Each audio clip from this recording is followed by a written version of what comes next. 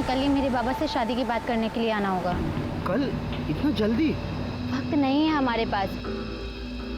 बाबा मेरी शादी कहीं और तय कर दें, इससे बेहतर है तुम ही आ जाओ शादी की बात करने। अरे वैष्णवी, मुझे कोई प्रॉब्लम है ही नहीं, बस सिर्फ दादा को मनाना पड़ेगा। तुम मेरे लिए इतना नहीं कर सकते? ये भी कोई पूछने की बात है? तुम्हारे लिए तो अपनी जान भी हाजिर है।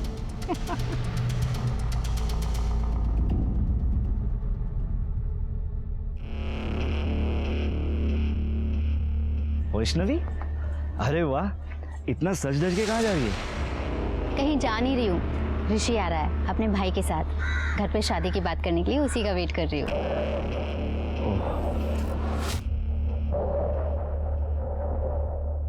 यार विपिन, हम दोनों ना दोस्त हैं, एक ही कॉलोनी में रहते हैं। ये प्यार व्यार के चक्कर में ना हमारी दोस्ती मत खराब कर। हाँ हाँ, ज़्यादा लेक्चर मत दे। All the best.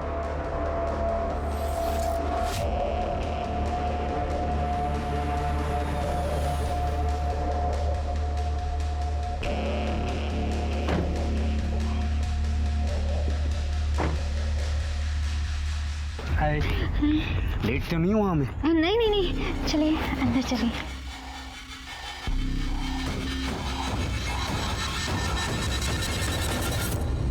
मनोज बाबू, परेश बाबू, पहले हमारे बीच जो कुछ भी हुआ उसे भूल जाते हैं। ये दोनों एक दूसरे से बहुत प्यार करते हैं, शादी करना चाहते हैं। वैसे मेरा भाई ग्रेजुएट है, एड एजेंसी में काम करता है, अच्छा खासा कमा लेता है। खुश रखेगा आपके बेटी को। सीधा साधा है मेरा भाई। सीधा साधा? तो तुम्हारा ये सीधा साधा भाई पड़ोस में रहने वाली कॉलगर्ल योगिता के पास क्या कर रहा था? परेश, क्या बोल रहे तुम? क्या बोल रहे हो काका? दिखाता हूँ। ये कौन है? तू ही है ना? देख ले, तुम्हारा सज्जन भाई। बगा।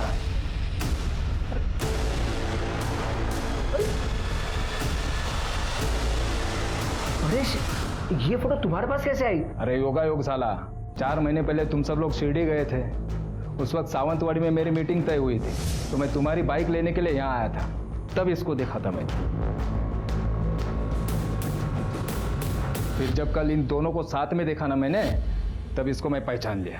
आज सुबह उस योगिता के पास मैं गया था, उसी ने ये फोटो मुझे दी है।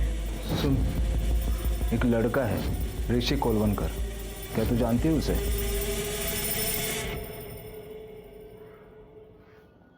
यही ना? ये तो अक्सर आता है मेरे यहाँ, बहुत पसंद है मुझे।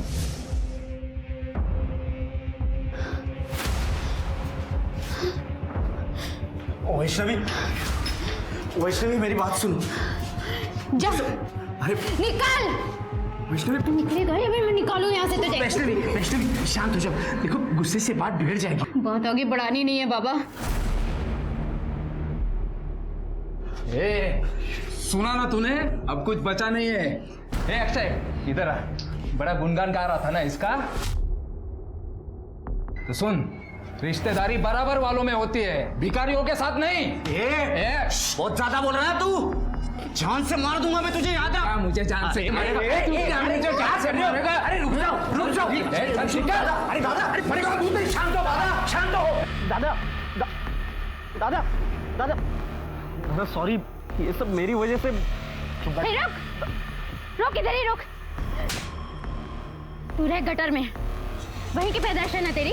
परेश काका बिल्कुल सही कहते हैं, मेल जोल हमेशा बराबरी वालों में होता है। चल तू निकल। तेरी तो नहीं बात, छोड़ूंगा नहीं इसे। चुपचाप दादा, बैठ, गाड़ी में बैठ।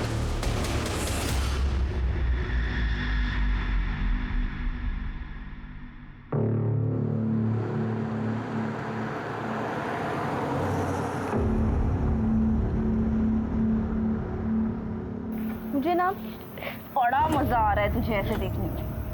वैसे तेरे हिस्से का आधा प्यार तो तेरा आशिक मुझे कर ही चुका है। अब तू और मैं बराबर।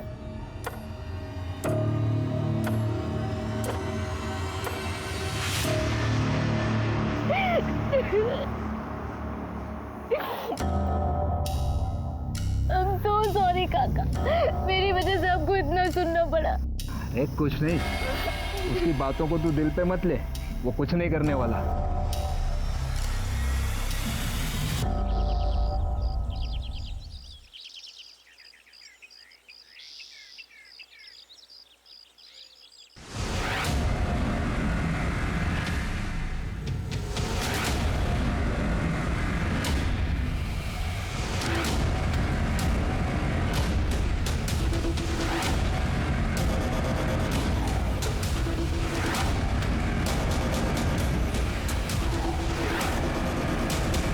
हुआ है और उसको यहाँ लाके डंप किया गया है। हाँ हो सकता है, क्योंकि जमीन पर इतना खून भी नहीं बिखरा है। शिरके, फॉरेंसिक को बुलाओ और इसकी तो थोड़ी सी कोशिश आपकी बेटी वैष्णवी को भी करने दीजिए। क्या है, धंधे में एक दूसरे की मदद करना ही तरक्की का तरीका होता है। और आपकी बेटी वैष्णवी तो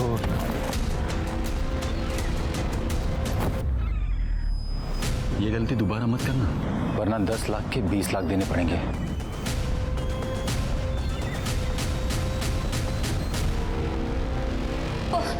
परेश, परेश, परेश उठा ना। क्या क्या परेश का खून हो गया? अरे देखा कैसे? परेश जी को आप कैसे जानते थे? अरे सर, वो मेरे भाई जैसा था। एक्चुअली हम दोनों की एक छोटी सी कंपनी है। हमारे एरिया के काफ़ी सारे लोग दुबई में रहते हैं। वो वहाँ से पैसे भेजते हैं और हम उन पैसों को इंडियन करेंसी में कन्वर्ट करके उनके घर वालों को देते हैं 2% कमीशन काट कर। हमने सुना है कि आप दोनों पार्टनर्स के बीच में कुछ अनबन चल रही। हाँ, छोटे मोटे प्रॉब्लम्स तो होते ही रहते हैं ना पार्टनर्स के बीच में, और उसकी वजह थी सर। एक्चुअली परेश को सट्टा खेलने की आदत थी और इसकी वजह से अकाउंट से काफ़ी सारे पैसे उसने निकाले थे। बस उसकी वजह से बहुत नुकसान सहना पड़ता था। तो इस वजह से तुमने अपने पार्टनर की जान ले ली? सर, मैंने परेश को नहीं मारा, आप विश्वास कीजिए सर। एक मिनट। हाँ पूजा बेटा, वैष्णवी को जल्दी घर भेज देना। हाँ। क्या? लेकिन उसने तो कहा था वो तेरे घर जा रही है। ठीक है, आओ थमा, एक मिनट।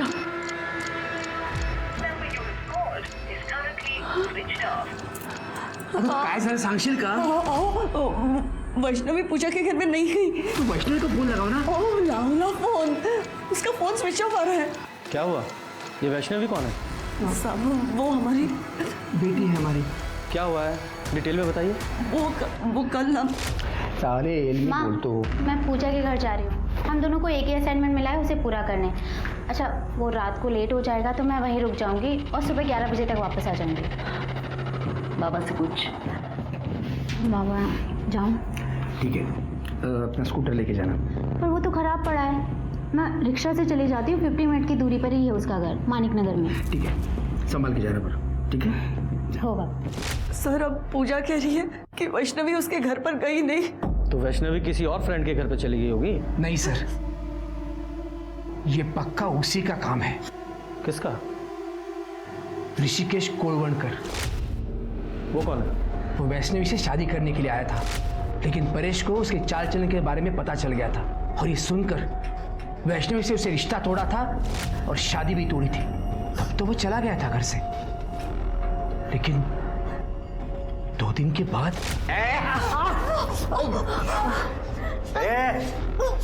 तू याद रख, अगर तू मेरी नहीं हुई ना तो मैं तुझे किसी और की भी नहीं होने दूंगा। तुझे भी मार डालूंगा और खुद भी मर जाऊंगा, समझे? सर, उसे जल्दी से पकड़िए सर, कहीं वो मेरी बेटी के साथ कुछ गलत ना कर बैठे सर। आप शांत हो जाइए, टेंशन मत लीजिए। ये वैष्णवी का फ़ोन नंबर और उसका फोटोग्राफ दीजिए। चलिए। ठीक है सर। वैसे इस वैष्णवी के केस का क्या करना है? आप कहें तो उस ऋषि को उठा लूँ? हाँ उठाओ, लेकिन मुझे लगता है कि ये दोनों मियाँ बीवी झूठ बोल रहे हैं। झूठ बोल रहा है? एक तरफ तो कह रहे हैं कि इनकी बेटी वैष्णवी अपनी किसी पूजा नाम की फ्रेंड के साथ असाइनमेंट करने के लिए गई थी, और दूसरी तरफ ये भी बोल रहे हैं कि उसे ऋषि ने गायब किया है। अब ये बताओ, इनकी बेटी वैष्णवी खुद घर पे बोल के गई थी वो अपनी किसी फ्रेंड के साथ सारी रात रुकने के लिए जा रही है। क्यों? इसका एक ही मतलब निकलता है कि वो अपनी मर्जी से ऋषि के साथ भागी है। हो सकता है सर।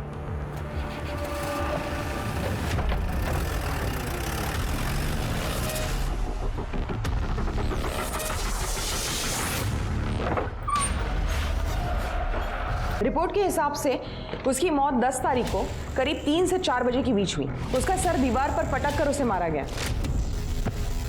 सर, उसके सर पे सीमेंट और रेत के ट्रेसेस मिले हैं।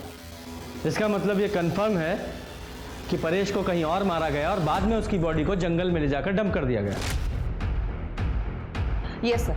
सर जैसे आपने कहा था, मैं ऋषि के घर गई थी। वहाँ मेरी बात उसके बड़े भाई अक्षय कोलवनकर से हुई। मैडम ऋषि तर गोवा गया है। क्यों? उसका वो एड एजेंसी का मीटिंग होता है, अक्सर जाया करता है। क्या हुआ मैडम, इतनी पूछताछ क्यों हो रही है? वैष्णवी अपने घर नहीं गई है 2 दिन से। वैसे मेरे भाई का उसके साथ कोई बातचीत नहीं होती है, हमारा कोई वास्ता नहीं है बोल सकते। ऋषि का नंबर दो। हाँ 9821। सर मैंने उसे कॉल किया था, लेकिन उसका फोन स्विच ऑफ है। शायद आपका शक सही है, ऋषि और वैष्णवी साथ में भागे हैं। इस ऋषि का फोन सर्विलेंस पे डालो। अगर ये गोवा कंपनी के काम से गया होता तो उसका फोन स्विच ऑफ क्यों होता? उसकी कंपनी में जाकर जरा पता करो। सर परेश के कॉल रिकॉर्ड। सर इसका फ़ोन नाना साहब चौक के पास ही आके बंद हुआ था और यहाँ से 5 किलोमीटर दूर जंगल में इसकी बॉडी मिली थी। शिरके एक काम करो, नाना साहब चौक का जो सीसीटीवी है उसकी फुटेज चेक करो 10 तारीख को 1 बजे से 4 बजे के बीच की। देखो सीसीटीवी फुटेज में परेश के साथ कोई और दिखाई देता है क्या? ठीक है सर। सर एक और बात, ये परेश और मनोज की विश्वास प्राइवेट लिमिटेड के बैंक स्टेटमेंट। सर कमाल की बात है कि इस कंपनी में 4 महीने से कोई भी ट्रांजेक्शन नहीं हुआ और जब मैंने इस कंपनी के रेगुलर कस्टमर से बात की तो उन्होंने भी इस कंपनी के बारे में कुछ अजीब बात नहीं कही। लेकिन जब मैंने रिकॉर्ड चेक किए तो सर पता चला कि मनोज और परेश के खिलाफ आदर्श नगर पुलिस स्टेशन में फ्रॉड का केस फाइल हुआ था।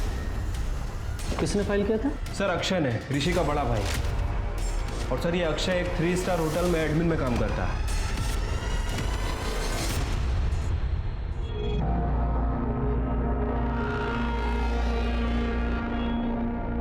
अब क्या हुआ सर? परेश परचूरे को जानते हो? उन्हें कैसे भूल सकता हूँ सर। परेश भाऊ और मनोज भाऊ, उन्होंने 1 साल पहले मेरे 3 लाख रुपए डुबाए। कैसे? सर मैं पहले दुबई में काम किया करता था, तब मैं विश्वास प्राइवेट कंपनी के थ्रू घर पे पैसे भेज दिया करता था। तब वो 2% कमीशन लिया करते थे सर। फिर मेरी कॉन्ट्रैक्ट खत्म हुई, मैं घर पे वापस आया। फिर मैंने कैलकुलेशन की सर, उन्होंने 3% से कमीशन लिया था। 3 साल 1% ज़्यादा, मतलब थोड़ा थोड़ा अमाउंट करके 3 लाख रुपए हो गए थे सर। मैं उनसे बात करने के लिए उनके घर पे चला गया। तेरा कोई पैसा नहीं है हमारे पास। देखो परेश भाऊ, मुझे पैसों की जरूरत है, मुझे मेरा पैसा दे दो प्लीज। कौन सा पैसा? तेरी जॉब जाने का फ्रस्ट्रेशन यहाँ आके मत निकाल। चल चल निकल यहाँ से। परेश भाऊ देखो, हाथ में रो आप, गुस्सा मुझे भी आता है। क्या कर लेगा तू? अरे क्या कर लेगा? गली का कुत्ता है कुत्ता। अरे मत कर रहा है। चल निकल यहाँ से। चल परेश भाऊ बात को चल। सर तब मैंने आदर्श नगर पुलिस स्टेशन में कंप्लेंट भी लिखवाई थी, लेकिन उसका आगे कुछ हुआ नहीं। ये मनोज और परेश ने तेरे पैसे डुबाए तो तूने परेश को रास्ते से हटा दिया? नहीं सर, वो तो 1 साल पहले की बात है। मेरी अच्छी खासी जॉब चल रही है सर यहाँ पे। एक बात बता, तुम लोगों में इतनी कहा सुनी हुई, फिर भी तू वो मनोज की बेटी वैष्णवी का हाथ मांगने गया तेरे भाई के लिए? सर मैं जितनी नफरत उनसे करता हूँ ना, उससे कई ज़्यादा प्यार मेरे भाई से करता हूँ सर। उसकी खुशी के लिए मैंने मेरा मन बदल दिया सर, लेकिन उन लोगों का नहीं बदला। रिश्तेदारी बराबर वालों में होती है, भिखारियों के साथ नहीं। बहुत ज्यादा बोल रहा है तू, मैं जान से मार दूंगा देखो। मतलब तेरे भाई के पास भी मर्डर करने का मोटिव है? सर नहीं सर, वो तो उसने उस दिन गुस्से में बोल दिया था, वो ऐसा नहीं कर सकता, वो तो बहुत सीधा साधा है। ये तेरा सीधा साधा भाई लड़की को लेके भागा है, मालूम है ना तुझे? नहीं सर ऐसा नहीं हो सकता, वो गोवा गया, मैंने मैडम को बताया ना। गोवा गया तो फोन क्यों बंद है उसका? पता नहीं सर, शायद कोई नेटवर्क की प्रॉब्लम हो सकती है ना सर। उससे कोई कांटेक्ट होती है ना तो मैं खुद आपको कांटेक्ट करता हूँ, मैं सबसे पहले आपको बोलूँगा। भूलना मत, समझा? से निकला और बाद में परेश की बॉडी हमें मिली। सर हो सकता है कि ये ऋषि और वैष्णवी एक साथ भागे हों और परेश ने उन्हें देख लिया, फिर ऋषि और परेश का झगड़ा हुआ हो और ऋषि ने परेश का मर्डर कर दिया। हाँ पॉसिबिलिटी तो है, क्योंकि 10 तारीख को 1:30 बजे से 2 बजे के बीच में वैष्णवी ऋषि दोनों का फोन अपने अपने घर पे स्विच ऑफ हुआ। मतलब उन्हें पहले से पता था कि उन्हें कब और कहां मिलना है और कहां जाना है। हाँ सर, कॉल रिकॉर्ड्स के हिसाब से 5 से 10 तारीख के बीच वैष्णवी और ऋषि में अक्सर कॉल्स हुए। इसका मतलब है दोनों में सुलह हो चुकी थी। शिरके एक काम करो, ऋषि और वैष्णवी के फोटोग्राफ्स आसपास के सभी पुलिस स्टेशन में सर्कुलेट करो। बोलो जहां भी दिखे तुरंत अरेस्ट करें। ठीक है सर।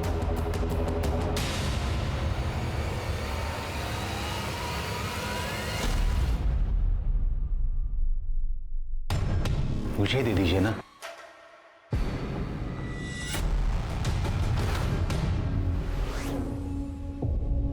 वाह,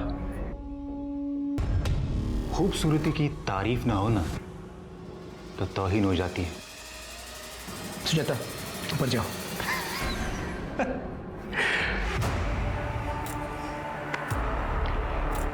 एक डील करते हैं ना मनोज जी, आपकी बेटी तो भाग गई, उसकी जगह पे आप अगर इन मोहतरमा को मेरे पास भेज दो। कुलकर्णी सर, वो बीवी है मेरी, ये कहने लो और चलते बनो।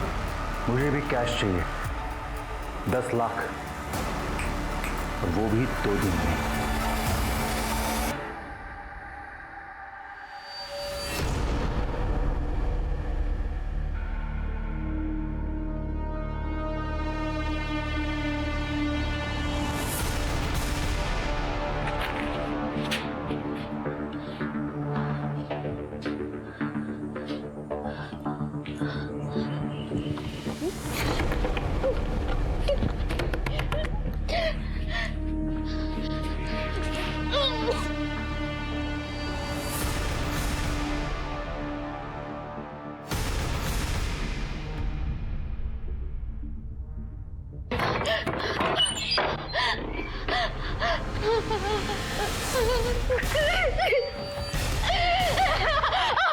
ऐसी घटना घटी जिसने पुलिस को सिर्फ हैरान ही नहीं बल्कि सोचने पर भी मजबूर कर दिया।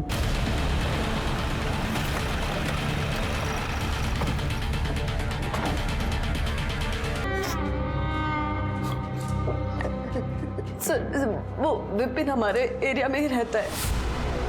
मेरी वैष्णवी ने उसके प्यार को कभी एक्सेप्ट नहीं किया, फिर वो उसका पीछा करने लगा और एक दिन। मेरी और ऋषि की अब बात नहीं होती। देख वैष्णवी, मैं अभी तुझसे बहुत प्यार करता हूँ, एक बार सोच ले। विपिन, मुझे रिश्तों में मिलावट अच्छी नहीं लगती। हम दोस्त हैं और हमेशा रहेंगे। क्या दोस्त दोस्त दोस्त, थक गए हो तेरा दोस्त बनकर। देख वैष्णवी, देख अगर तूने हाँ नहीं कहा ना तो मैं ना अपनी जान दे दूंगा, सच में। छोड़ ये ड्रामे मत कर, छोड़। देख मैं मजाक नहीं कर रहा हूँ, मैं अपनी जान देने को सच कह रहा हूँ। मैं क्या ड्रामे कर रहा है? लग जाता तुझे तो। I can't live without you. I can't live with you. Vaishnavi, Vaishnavi, देख मैं तुझे बहुत, मैं तुझसे शादी करना चाहता हूँ। क्या हो गया तुझे? छोड़ मेरी बात क्या करे तू? मैं वैष्णवी से प्यार करता हूँ। तेरा और मेरी बेटी का मेल हो ही नहीं सकता, समझ रहा तू ना? चल निकल, चल निकल। जाता हूँ। मुझे अपनी खूबसूरती पर बहुत नाज है ना, तेरी ऐसी शक्ल दिखाऊंगा ना कि कोई पहचान भी नहीं पाएगा। अरे चल जा। तो आपने पुलिस में कंप्लेन क्यों नहीं की? उस दिन के बाद उसने उसका पीछा करना बंद कर दिया। हमको लगा वो सुधर गया। यही गलती करते हैं मैडम हम लोग। क्राइम की शुरुआत यहीं से होती है। आपको उसके खिलाफ कंप्लेन करनी चाहिए थी। खैर, कहाँ मिलेगा ये विपिन? वैष्णवी को क्यों मारा? साहब मैं उसे क्यों मारूंगा? मैं तो उससे प्यार करता था। उस पर रेप करने की कोशिश करता और बोल रहा प्यार करता था। सर उस दिन मैं नशे में था। नशे में था तो कुछ भी करेगा, हैं? देख सीधे सीधे बोल वरना डंडा डाल के उगलवाऊंगा। सर मैं कई जगह, मैं सच बोल रहा हूँ। तू ऐसा नहीं बोलेगा। कर दे, अंदर डालो इसे। सर मेरी बात तो सुनो सर। सर मैंने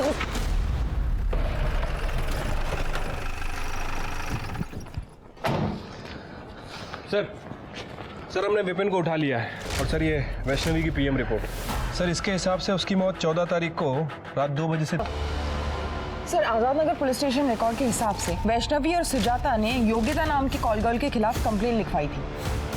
क्या कंप्लेन लिखाई थी? सर रेसिडेंशियल एरिया में ये योगिता जिस्म फरोशी का बिजनेस करती थी। 2-3 बार पहले भी ये योगिता वुमेन ट्रैफिकिंग के लिए अरेस्ट हुई है। बुलाओ इस योगिता को। सर वो वैष्णवी और सुजाता ने मेरी झूठी कंप्लेन की थी। मैं कोई धंधा बंदा नहीं करती सर। अच्छा, बेवकूफ समझा है मैं। पुलिस बिना वजह किसी को अरेस्ट नहीं करती, समझी? हमें क्यों लेकर चल रहा है? चल बैठ।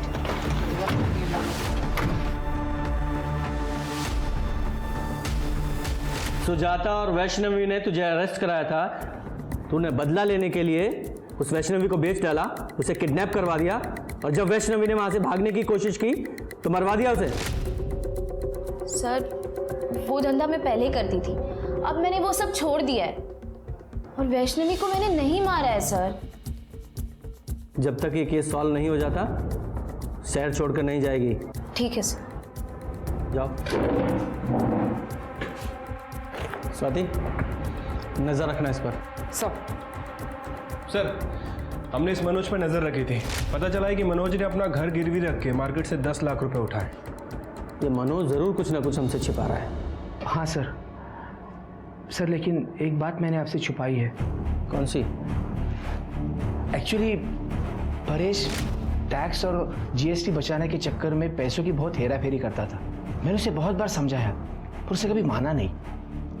फिर एक दिन आप लोगों को क्या लगा ये सब फ्रॉड करके आप सरकार से बच जाओगे? सॉरी सर, अब गलती हो चुकी है, आप ही बताइए क्या कर सकते हैं। 20 लाख रुपए का फ्रॉड है, इंक्वायरी तो बैठेगी। 10 साल की सजा और 20 लाख तक का जुर्माना। मैं क्या कहता हूँ, कुछ चाय पानी ले दे के मामला यहीं सेटल कर देते हैं। 10 लाख कैश। एक ईडी ऑफिसर ने आपसे रिश्वत मांगी? हाँ सर, इसीलिए मैंने अपना घर गिरवी रख के मार्केट से 10 लाख रुपए उठाए थे। नाम क्या था उस ऑफिसर का? राजेंद्र कुलकर्णी। आपके पास नंबर है उसका? हाँ। शिरके, नंबर लगाओ।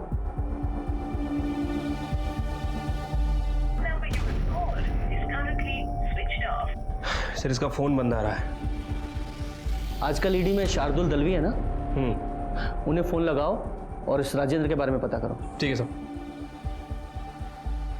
और मनोज जी, आपको पता है ना, रिश्वत देना और लेना दोनों अपराध हैं। मुझे पता है सर, लेकिन मैं बहुत डर गया था। बाबा, मैं मार्केट जाके आती हूँ। हाँ, संभालो जा।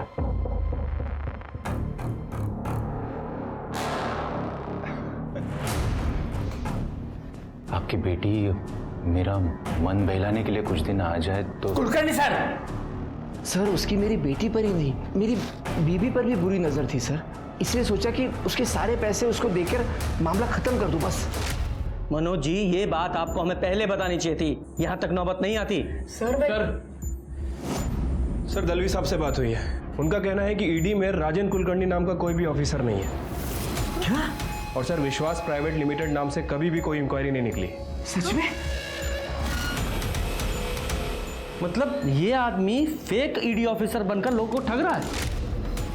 शिरके, इस नंबर को ट्रैक करो। इस नंबर की सारी कॉल लोकेशन और कॉल रिकॉर्ड चाहिए मुझे। मनोज जी, आप इस सो कॉल्ड ईडी ऑफिसर को तो अच्छे से जानते ही हैं, चेहरा कई बार देखा आपने। हाँ सर। स्केच बनवाओ। सर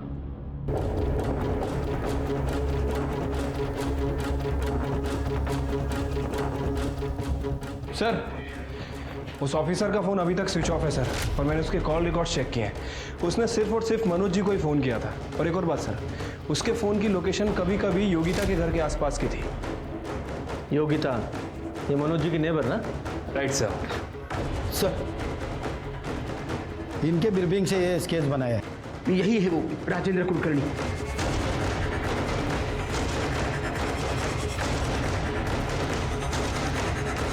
देखो, डरो मत, बताओ यही था? हाँ सर, ये एक बार आया था। ए योगिता, ये अपना पुराना दोस्त है, इसे मजा आना चाहिए।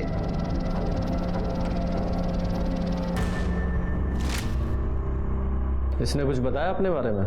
नहीं सर, इसने तो कुछ नहीं बताया, पर इसके साथ जो आदमी आया था मैं उसे जानती हूँ। वो यही शिवा कॉम्प्लेक्स में रहता है। हमें सब पता है तेरे और उस नकली ईडी ऑफिसर के रैकेट के बारे में।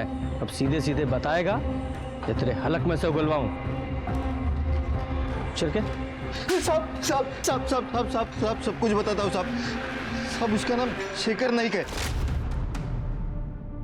सब मैं दिल्ली में जॉब करता था, तभी हम पहली बार मिले थे। और एक दिन अचानक वो मेरे घर पे आया। क्या?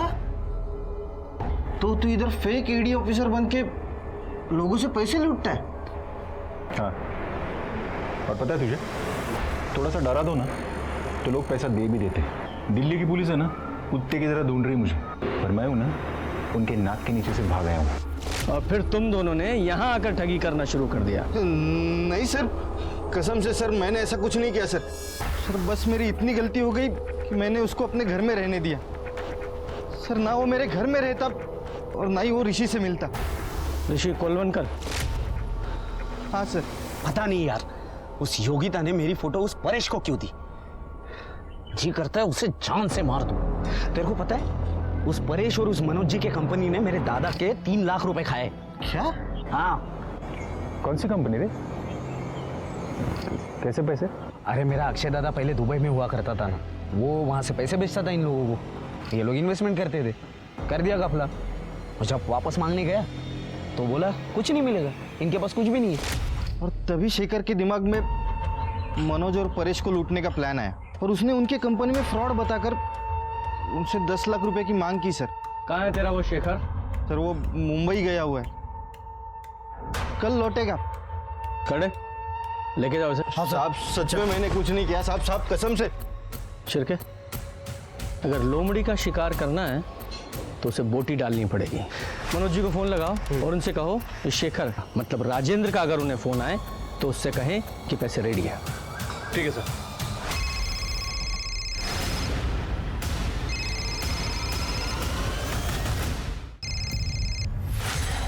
हाँ कुलकर्णी सर। पैसे का बंदोबस्त हो गया? हाँ बंदोबस्त हो गया है, आप आ जाइए पैसा लेने के लिए। मैं नहीं, पैसा तुम लेके आओगे कल शाम 4 बजे बीच रिजॉर्ट।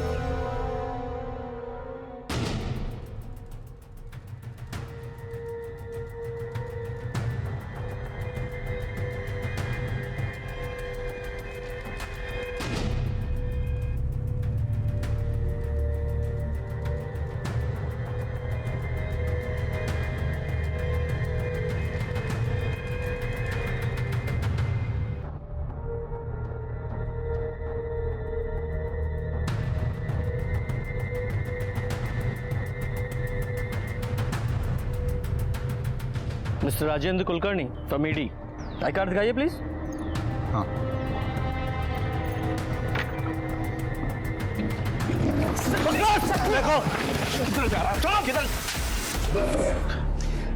दिल्ली में तुझ पर फ्रॉड के कई केसेस हैं, लेकिन यहाँ पर तुझ पर फ्रॉड के साथ साथ मर्डर और रेप के चार्जेस भी लगेंगे। सर मैंने ना वो परेश को मारा है, ना मैंने वैष्णवी का खून किया है। ये तो इतनी आसानी से नहीं कुछ उगलेगा, हमसे मेहनत करवाएगा। तू ही बता दे, तू तो इसके साथ प्लान में शामिल था ना? सर मैं तो किसी भी प्लान में नहीं था सर वो वैष्णवी को मैं जानता भी नहीं है सर वो तो ऋषि के साथ भागने वाली थी सर। भाई मैंने वैष्णवी को मना लिया है। भाई कब है शादी? नहीं ना यार, यही तो प्रॉब्लम है, उसके घर वाले नहीं मान रहे। लेकिन अक्षय दादा ने बोला है कि तुमको भाग के शादी करनी चाहिए और इसके लिए हम लोग परसों भाग रहे हैं। अक्षय दादा हमारे रहने का वगैरह सब बंदोबस्त कर रहा है। ऋषि की तुमसे कब बात हुई थी? सर वो कुछ हाँ 8 तारीख को। और 8 तारीख को ऋषि ने तुमसे कहा था कि वो 10 तारीख को वैष्णवी के साथ भागने वाला है। हाँ सर। वैष्णवी के साथ साथ 10 तारीख को वो परेश भी गायब हुआ था। शिरके, इस अक्षय ने हमसे झूठ बोला है कि ऋषि गोवा गया हुआ है।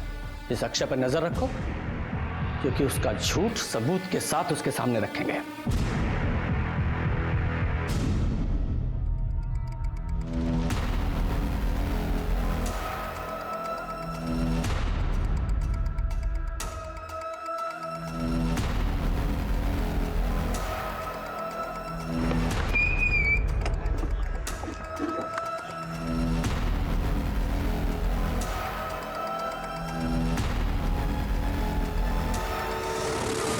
अरे दादा लेकिन हुआ क्या? कौन देख? हाँ मैं देखता हूँ।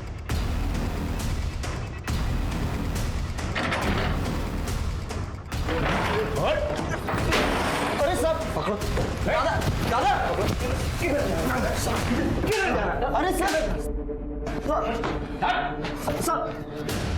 क्यों? तुम दोनों ने मारा है ना वैष्णवी और परेश को? बोल, वैष्णवी को मारा? क्या बोल रहे हो सब? दादा आपने तो बोला हम लोग दोनों कल मुंबई जा रहे हैं ना, और आपकी उससे बात भी हुई है, वैष्णवी कल यहाँ आ रही है ना। दादा झूठ बोला है तेरे भाई ने तुझसे। 10 तारीख को वैष्णवी तुझसे मिलने के लिए निकली थी, फिर वापस घर नहीं पहुंची और सीधे 14 तारीख को हमें उसकी लाश मिली। 4 दिन तक उसके साथ ब्रूटली रेप किया गया। और पता है किसने किया? किसने? तेरे सगे भाई ने। हो और सच बता। शुरू से गुस्सा आ गया था मुझे। मेरे पैसे डुबाए, मेरा और मेरे भाई का अपमान किया। अब इसको 8 तारीख को फोन आया उस वैष्णवी का, उसने बोला कि फिर अपनाएगी इसे, तब मैंने प्लान बनाया। ऋषि, तुम यहाँ से सीधा वर्तक नगर के लिए निकलना। मैं वैष्णवी को उसके घर से पिकअप करता हूँ और वर्तक नगर में छोड़ता हूँ। वहाँ से तुम दोनों मुंबई के लिए निकलना, लेकिन ध्यान से अपना फोन स्विच ऑफ कर लेना, दोनों भी, ताकि तुम लोगों तक कोई पहुँच ना पाए। मैं पूजा के घर जा रही हूँ। हम दोनों को एक ही असाइनमेंट मिला है, उसे पूरा करने।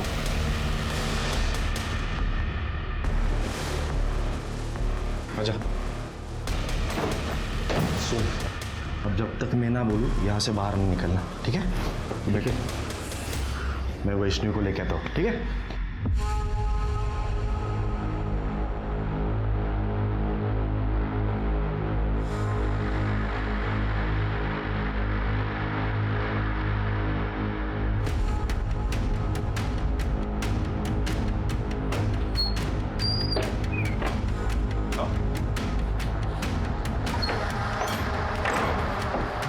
हेलो।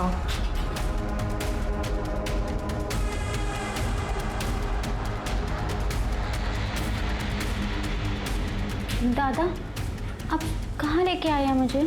ऋषि कहाँ है? ऋषि 10 तारीख को जब वैष्णवी तुझसे मिलने यहाँ नहीं पहुंची तो फिर तू यहाँ क्यों रुका रहा? गया क्यों नहीं यहाँ से? क्योंकि दादा ने मुझसे कहा कि वो जब घर से भाग रही थी तो उसे घर वालों ने पकड़ लिया और उसके घर वाले मुझे ढूंढ रहे, तो कुछ दिनों तो मुझे यही छुपे रहना पड़ेगा और वैष्णवी कुछ दिनों के बाद फिर से भागेगी, इसलिए मैं यहाँ रुका था सर। झूठ बोलाया, तेरे भाई ने झूठ बोला तुझसे। बता, क्यों मारा तूने वैष्णवी को?